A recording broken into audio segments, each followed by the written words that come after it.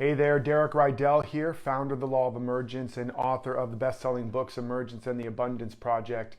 And I'm really excited to talk to you today about this principle that the only power over you is the power within you. And this is especially important. Well, it's always important. It's a universal principle.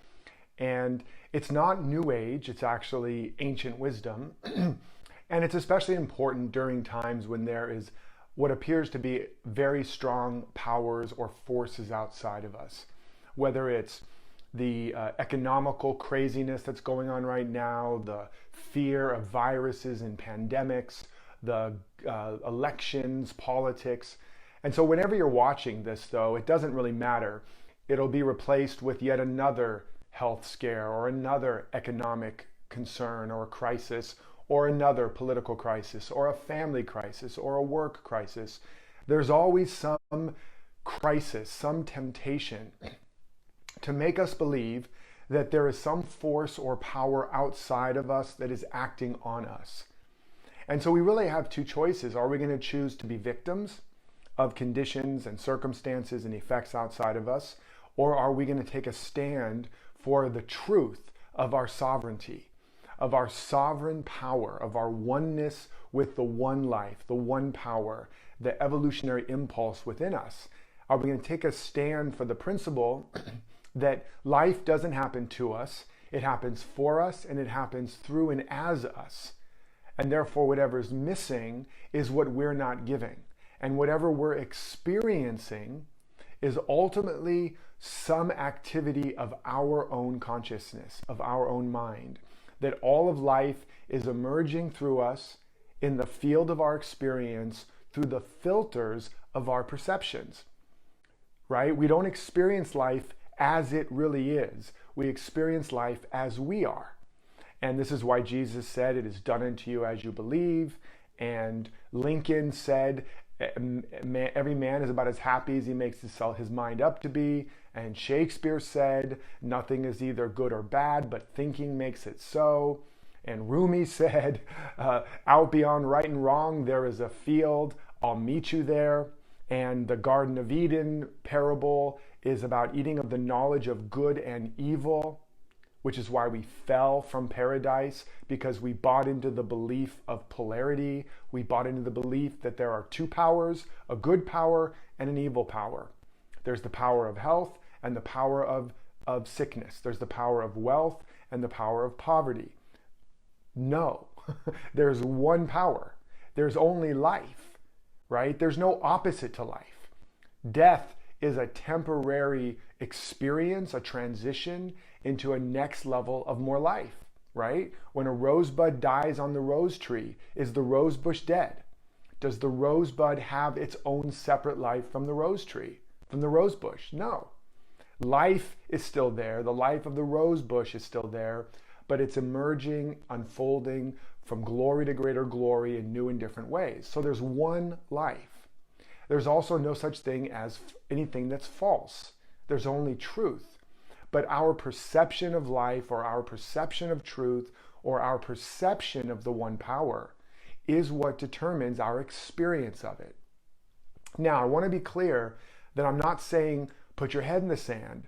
I'm not saying to do some spiritual saran wrap or spiritual bypass and say that there isn't any condition that is detrimental. If there's a virus going around, you're smart. You wash your hands. You take care of yourself. You boost your immune system. You do basic things. If you're struggling financially, you become a better steward of wealth and abundance. You apprentice under the principles of wealth creation and financial management, etc. Okay, so I want to be very clear that it's not about not developing the mental and emotional and physical structures that are necessary in order to carry more capacity, right? You develop your mental, emotional, physical structures. You develop your stewardship to have a greater instrument for life to flow through. If you develop a greater physical structure and a greater immunal system, then more of the health and the life force that is your truth innately and the power therein can flow through you more fully. But it's not coming from outside of you. Your health is not in your body, your material body, it's in your body of consciousness. Health comes from consciousness. Wealth is not in your bank account or in the stock market or in whatever governmental, roles or whoever's leading countries. It's in your consciousness. Love and joy and peace and prosperity, these are not in other people, places, or conditions. They're in your consciousness. So, and again, I want to state, this is not New Age gobbledygook. There's nothing new about it. It's an ancient universal principle, and it shows up in every generation, in every millennia, in every culture, and in every country at some point in human history.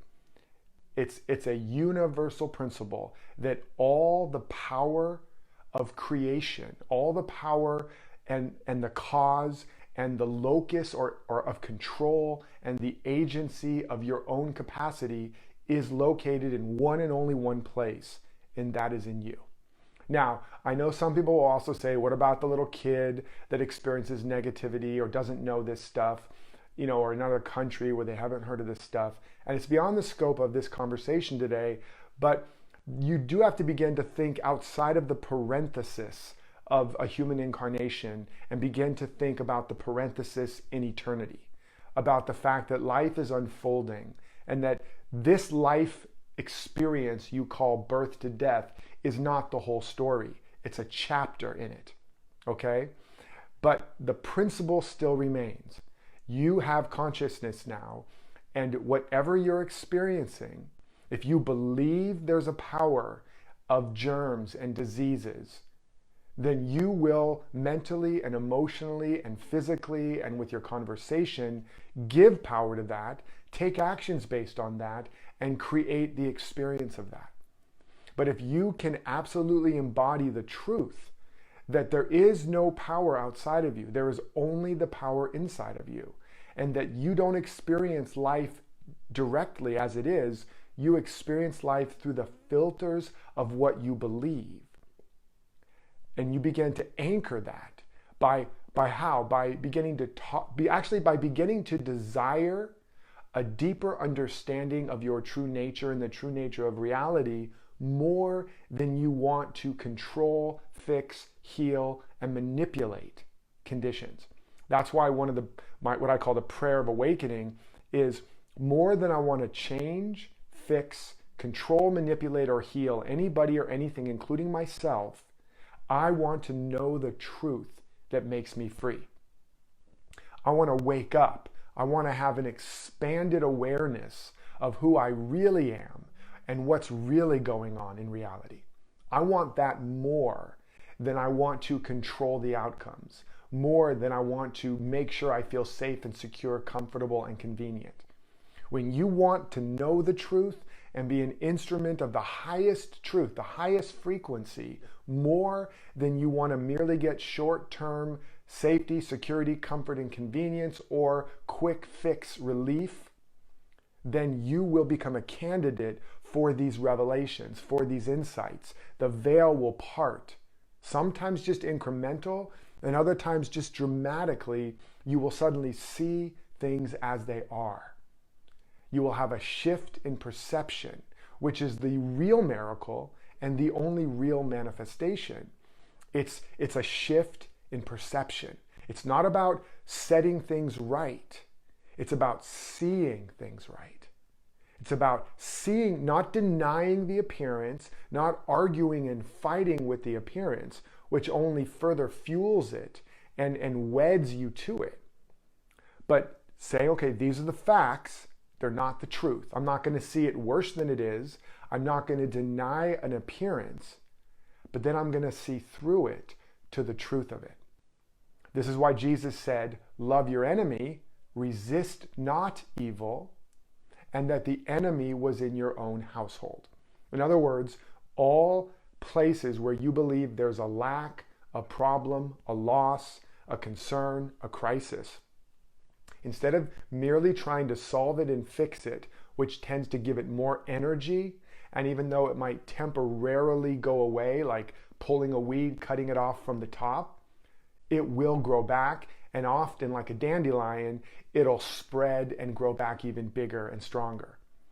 But instead of trying to attack the problem, change it, and fix it, if you recognize that the real problem means emblem or symbol. It's a symbol of a state of consciousness that you're living in. It's an inner state. There's a mental pattern. There's an emotional charge. There's a belief. And when you go inside of you and win the argument inside, solve the problem in your perception, now you've gotten at the root of the weed. Now you pull it up by its root. And by the way, you discover that it's not an enemy, that it's a misunderstanding of some deeper capacity, right? When you recognize that what's in the way is the way, and you take that challenge within you and you desire to have a deeper realization of spiritual or universal or natural truth or principle, you will have an insight. You will expand your awareness and see that what you're really afraid of, what you're really reacting to, is not outside of you. Even if you're afraid of death or afraid of going broke, it's not really what it's about. When you are able to win the argument or win the war within you or resolve the conflict within you, you see it's about a perception that you're separate. Separate from love, separate from life, separate from your good, separate from God. And then you work with the principle, one life, one power, all powerful, all knowing, and it's within you. And you begin to talk to yourself differently. You begin to change your thoughts, your words, and your actions. And when your thought, word, and action comes into integrity or alignment with a principle, there I am in the midst of you. It must manifest. That's what it means in the ancient biblical text, where 2 or 3 are gathered in agreement. There I am in the midst of you. The 2 or 3 isn't just a congregation in a church, which is what most people think that was talking about, although that is a principle too. When people come together and agree that life is good, that life is friendly, that life is for me, that all of our needs are met abundantly, that we are one with the one and everything is working together for the highest good, those 2 or 3 people, which forms a congregation, they create a new morphic field, a new attractor pattern, a new agreement that is more powerful than any of the other worldly agreements. This is how all great revolutions and evolutions have happened, from civil rights to women's rights to, breakthroughs in cinema and art and technology. It's where a small group come together and agree that something bigger and better is possible. But the same principle holds true within the congregation of your consciousness. When the 2 or 3 of you, when your different inner parts come together, when your thinking and your feeling and your speaking and your actions also come into agreement over a principle, you form a new agreement within you that the world cannot break, that is more powerful than the world's agreements. You form a new law that is a law unto your life. Because anything you believe becomes a law unto you. A lie that is believed will act like a law until you break that belief pattern. Okay? And so when you align yourself with the universal truth, all of my needs are met all the time because there's one life and it's within me and it is me and it's expressing as me. Because if we look at the Big Bang, before there was time and space and laws, there was something that created everything out of itself. And that I, or that I am, is at the center of all creation, and it must be at the center of me. And that made in the image and likeness of God means we have the same creative faculty. Our word is law. And it doesn't just mean our words. It means the word, which means the frequency or vibration that we are predominantly announcing is the frequency and the substance that becomes the form of our experience. And that is made up of our thoughts, our feelings, our words, and our actions. So I invite you today to look at, where are you struggling, or where are you believing there's some power over you? You're giving it away to your partner, you're giving it away to your family, you're giving it away to the economy or to the news. And I want you to begin to take some time and look at, what am I thinking about this? What am I feeling about this? What is my conversation around this? And what are my actions around this?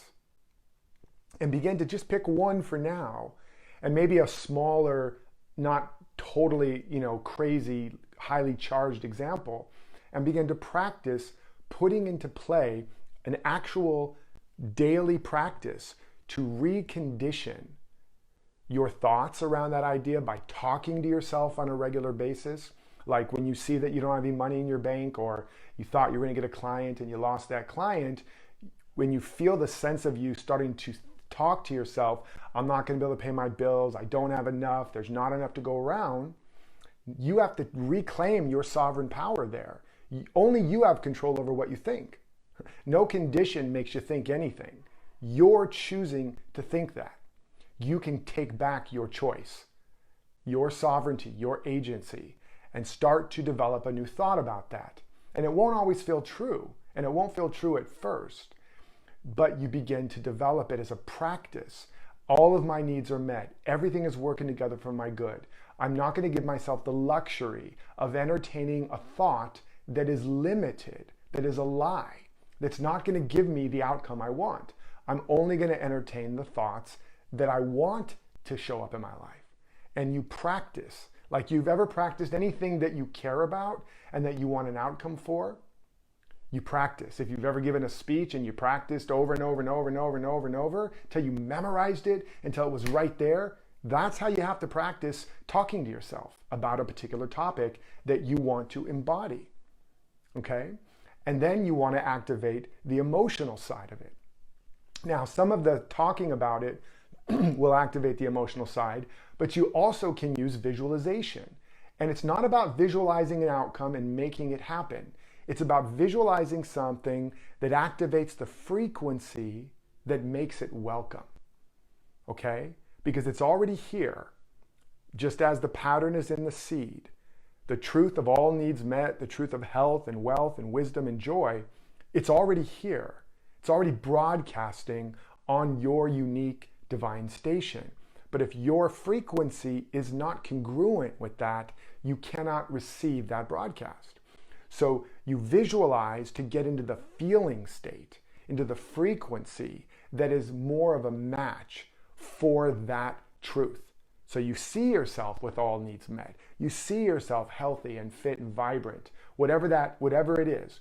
And you don't get attached to the picture. You get attached to the feeling tone, to the frequency. And then you look at the next layer. What have been my conversations around this topic? When I talk to my wife, my husband, my family, my friends, what am I talking about? Do I say, oh my God, this economy's terrible, oh my God, I'm so afraid, or oh my God, we're gonna all get sick and die, or whatever. And you wanna ask yourself, are the words that I'm about to say and that I'm saying gonna give me the outcome that I actually want? The outcome that is congruent with this universal truth? And if not, shut up and change your conversation. Now again, this is not spiritual bypass, and I'm not saying there's not moments and valuable times to vent so you can actually even get clear of what you're feeling. That's the purpose, to be aware of what you're feeling and thinking. But as soon as you recognize what you're thinking and feeling, the venting is done. And it's time now to move on to practice.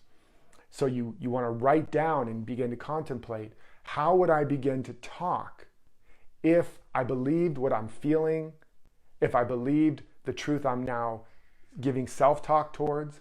How would I talk to the world? How would I talk to my partner, to my spouse, to my friends?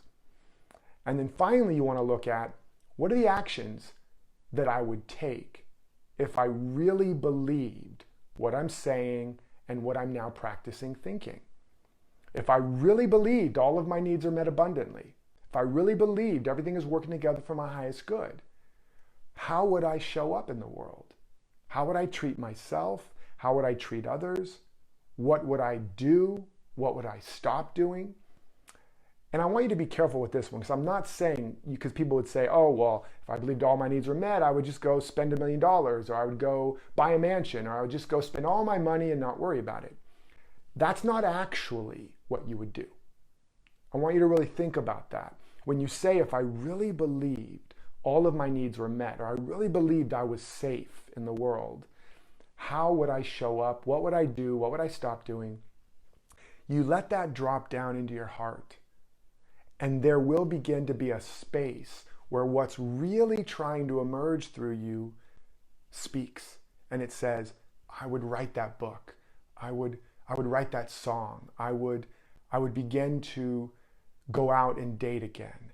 I would have this hard conversation with my spouse. I would, whatever.